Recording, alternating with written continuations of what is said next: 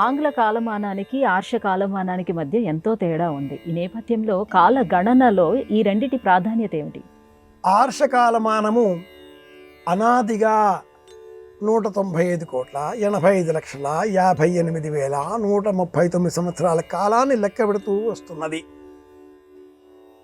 ఆకాశంలో కదిలే కదలికలకు కారణభూతమైన నక్షత్రాలు, ఉల్కలు, చుక్కలు, గ్రహాలు, ఉపగ్రహాలు, ఖండాంతరాలుగా వ్యాపించిన గ్యాలక్సీల విశ్వమయంగా వ్యాపించిన కోటాను కోట్ల నక్షత్రాల కాంతిని కూడా లెక్కపెట్టే విధానంలో ఆర్ష విజ్ఞానం కాలాన్ని లెక్కిస్తుంది.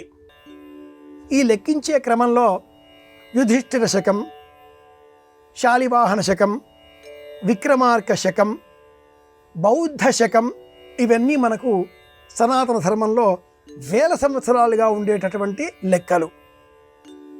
ఆంగ్ల కాలమానంలో క్యాలెండరు, ప్రస్తుతం మనం పాటించేటటువంటి క్యాలెండరు గ్రెగేరియన్ క్యాలెండరు. 1582 సంవత్సరంలో గ్రెగరీ పోప్ అనే వ్యక్తి బ్రిటిష్ సామ్రాజ్యానికి సంబంధించిన కాలాన్ని పరిపరి విధాలుగా లెక్కించడం బాగోలేదు అంటూ ఏప్రిల్ 1వ తేదీన ప్రారంభమయ్యే ఆ సంవత్సరం అంతకంటే పూర్వం ఉన్న కాలమానాన్ని మార్చి 31 డిసెంబర్ చివరి రోజు, 1 జనవరి మొదటి రోజు అని నిర్ణయం చేయడంతో మనకు తెలిసిన క్రీస్తు పూర్వము, క్రీస్తు శకము అనే క్రమంలో ఉన్న క్రీస్తు శకం 1582 సంవత్సరంలో ఒక 500 ఏళ్లకు పూర్వం ఏర్పాటు చేయబడిన కాలమానమే ఆంగ్ల కాలమానం. అంతకు పూర్వం 1 ఏప్రిల్తో సంవత్సరం ప్రారంభమయ్యేది. ఇలా 1582 సంవత్సరంలో ప్రారంభమైన ఈ కాలమానం తర్వాత కూడా కొందరు పాత పద్ధతిని అనుసరించేటటువంటి వారు ఏప్రిల్ 1నే నూతన సంవత్సరం అంటూ వారు కొనసాగించడంతో వారిని ఫూల్స్ అన్న పేరిట పిలవడం కూడా మనం గమనిస్తూ ఉన్నాం. తెలియదు కానీ ఇప్పటికీ కూడా ఏప్రిల్ 1 ఆల్ ఫూల్స్ డే అని పాటిస్తూ ఉంటాం. రెండింటికి తేడా ఏమిటి?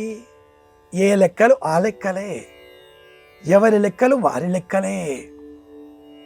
ఈ దేశీయ కాలమానాన్ని అనుసరించి గణన చేసే విధానం చైత్రం, వైశాఖం, జ్యేష్టం, ఆషాఢం ఇవన్నీ నక్షత్ర మండలాలకు సంబంధించినవి.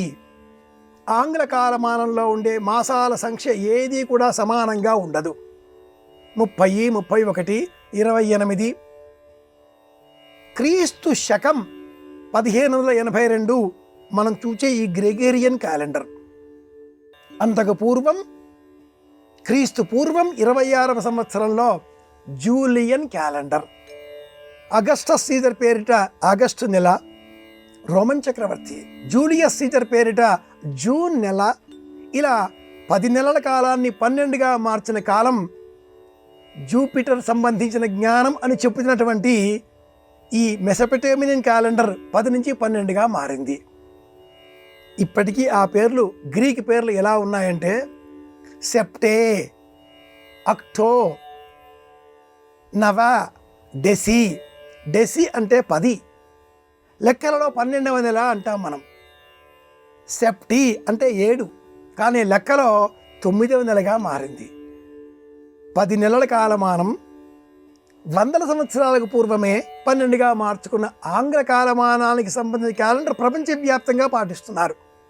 మనం కూడా పాటిద్దాం, ఇందులో ఉండే మంచిని స్వీకరిద్దాం. 31 డిసెంబర్ నిజమే, మన ఇంట్లో క్యాలెండర్ మారిపోతుంది, నిజమే.